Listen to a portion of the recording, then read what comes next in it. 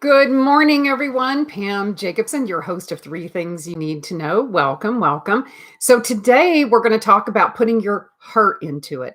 I've been, more from a personal direction, very interested in, and I think I've talked about this in the past, cardiovascular disease, particularly cardiovascular disease in women, because I am going to be 60 this year and I do have a pretty significant family history of heart disease. And so I want to make sure that I'm doing everything I can to avoid any issues with my heart. So, um, for those of you just joining for the first time, know that this program in 2021 is focused on having our most optimized, best health ever this year. So I would be remiss if I didn't talk a little bit about the heart. We've spent some time talking about the body's own detoxification systems and all of the things that you can do to lay a good health foundation. And now I'm starting to kind of talk more about your different body systems. We talked about the gut a couple of weeks ago. And today I want to talk just briefly about heart health because it's still the major number one killer in our culture anyway in terms of diseases. Outranks every other disease that you can imagine, including cancer, and is really important for us to understand that there are differences in the way heart disease manifests itself in men versus women. And what many of you probably don't know, which I found to be a really significant statistic and surprising, listening to a lovely podcast with my friend and cardiologist in Santa Monica, Dr. Howard Elkin, that about 46 or more percent of heart attacks are what we call silent heart attacks. In other words, the person had no idea that they had cardiovascular disease that was advanced enough to the point where they could have a heart attack. And often it's very sudden and commonly can be in a person who at least perceives themselves to be very healthy. And you'll also hear of people who are, maybe athletes or, they have a good diet and they die of a heart attack or have a massive heart attack.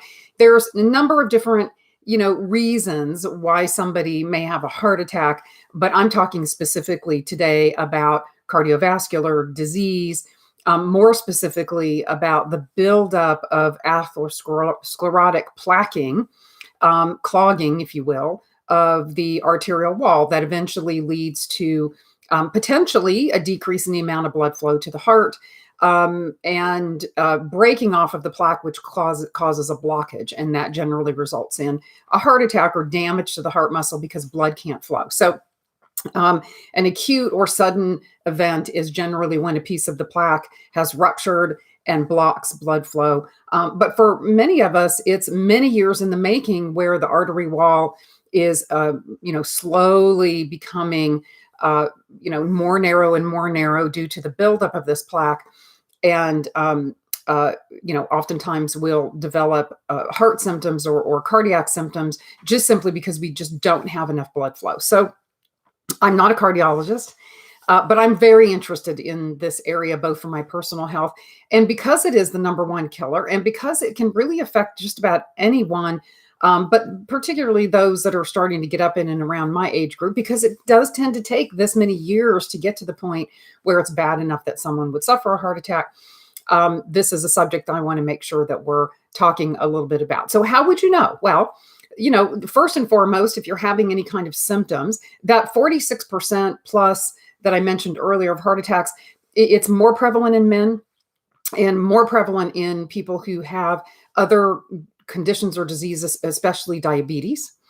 And some of the symptoms, there are the classic, very clear symptoms such as chest pain. But interestingly enough, that is not typically a symptom that we see in these types of heart attacks. And it's definitely not always a symptom for women. Women tend to present differently. A lot of times women will present with more of a digestive complaint, nausea or heartburn. They may have shortness of breath, especially when they're exercising or exerting themselves, and extreme fatigue or sudden onset of extreme fatigue. So these are things women also will oftentimes have the pain in their back, in their upper back between the shoulder blades.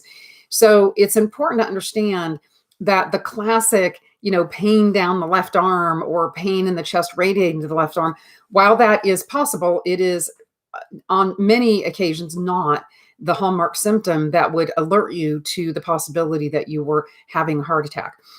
My friend Dr. Elkin says, especially in his women patients, if it's anything going on above the belly button, he assumes cardiovascular first and rules out the heart before he investigates for a digestive problem or something like that. So just be aware.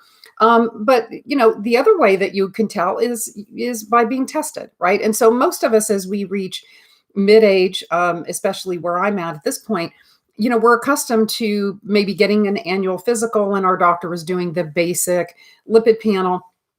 And I'm here to tell you that that is not the test that's going to tell you whether or not you have a risk for a cardiovascular event. It is not comprehensive enough. It doesn't give enough information about the state of the health of the arterial wall and the level of inflammatory process that's going on there. So first and foremost, I think blood screening is a place to start. And I would do advanced lipid testing, which should be standard of care in cardiology, but is not currently, unfortunately. But it's readily available. You can request it from your cardiologist. You can also get testing like that done through Life Extension if you want to order your own blood tests online.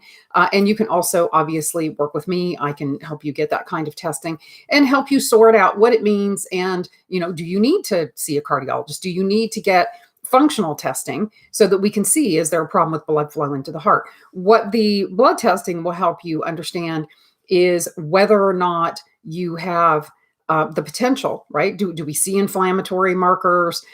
We can calculate risk, particularly if you've already got some type of a symptom. Maybe you've changed your exercise routine because now you just don't have the energy, or you don't have the breath capacity to do what you were doing. So really pay attention. If you find yourself all of a sudden changing your routines, this is a time to really consider what maybe has changed in your physiology. And the heart is definitely one of the places to always consider first. So blood testing, really easy to get advanced lipid testing. And then there's functional testing, which you do need your physician cardiologist to order for you. A couple of tests that are done, a stress test and a stress echo, where they're actually stressing the heart with exercise and then doing an ultrasound of the heart to watch what's happening with blood flow. So this is a way that we can detect relatively non-invasively and relatively simply whether or not we're getting adequate blood flow to the heart. And then there are some invasive tests like an arteriogram, where they go actually into the artery and really look at where there might be blockages. So there's a host of ways that we can determine where we're at on that continuum for heart disease. But I think if you're just venturing down this path, a good place to start is with some laboratory testing, and then determining from there, do you need to take it a notch higher? So let's assume that you've had your advanced lipid panel, that you're, someone who, we've ruled out any significant cardiovascular risk, or maybe you're someone who has known heart disease, but it's stable. So what are the things that you can do? So that's really what this program is about, is really what are the things that you can and should be doing on a daily basis for heart health, right? Heart health specifically. So I'm going to start with my soapbox, my public service announcement that I pretty much probably cover in just about every program, because it totally is your responsibility. Heart disease is a lifestyle problem, right? It really is. You might have some genetic predisposition to develop heart disease, but it's what you do on a daily basis or don't do on a daily basis that pulls on those genetics and creates the problem for you. So the things that you can do, goes back to the 4 pillars that I talk about when it comes to Health Foundation, really for all optimal body system.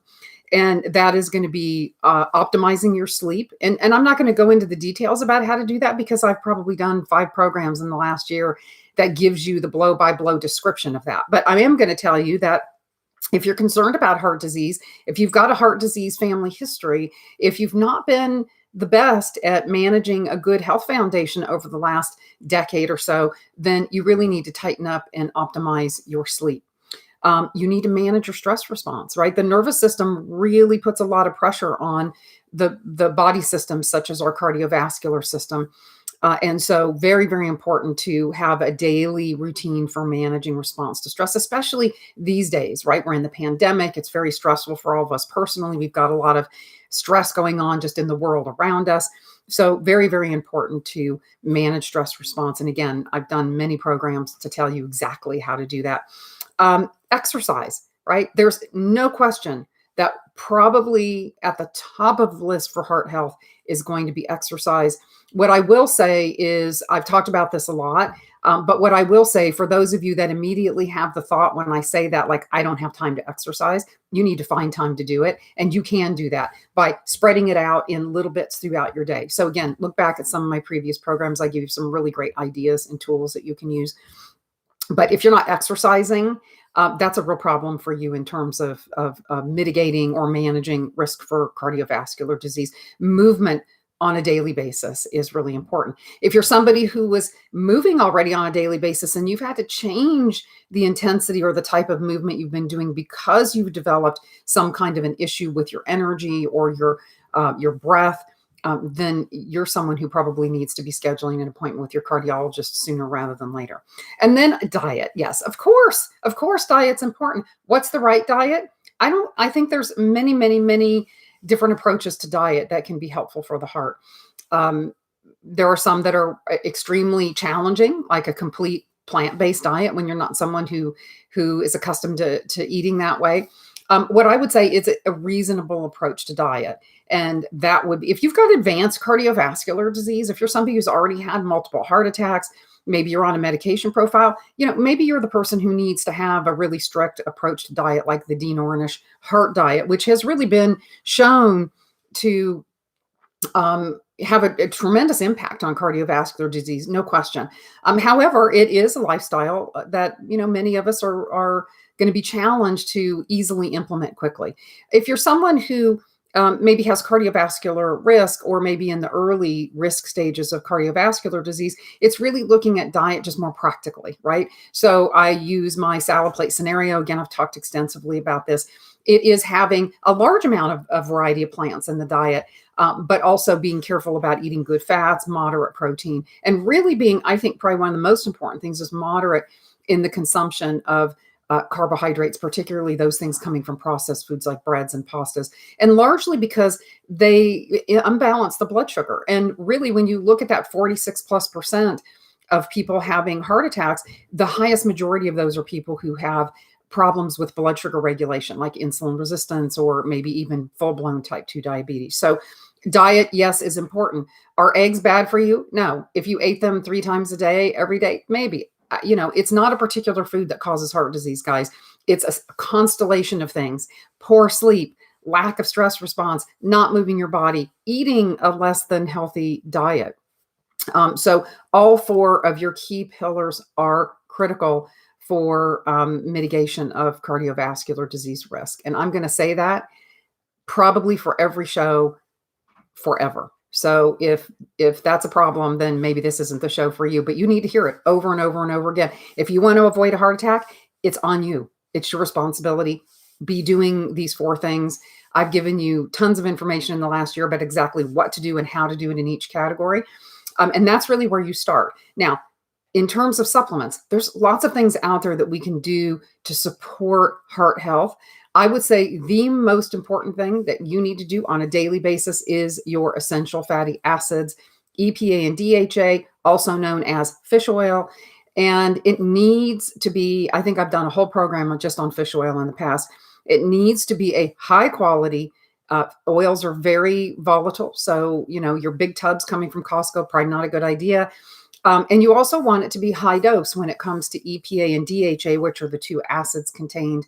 I usually, if I've got a patient with known cardiovascular disease or suspected cardiovascular risk, I will generally have them take about 4,000 to 6,000 milligrams of combined EPA and DHA. It's not the number that's on the front of the bottle, guys. When it says it delivers 1,000 milligrams of omega-3s per serving, They're talking about all of the other ingredients and the weight of the oil.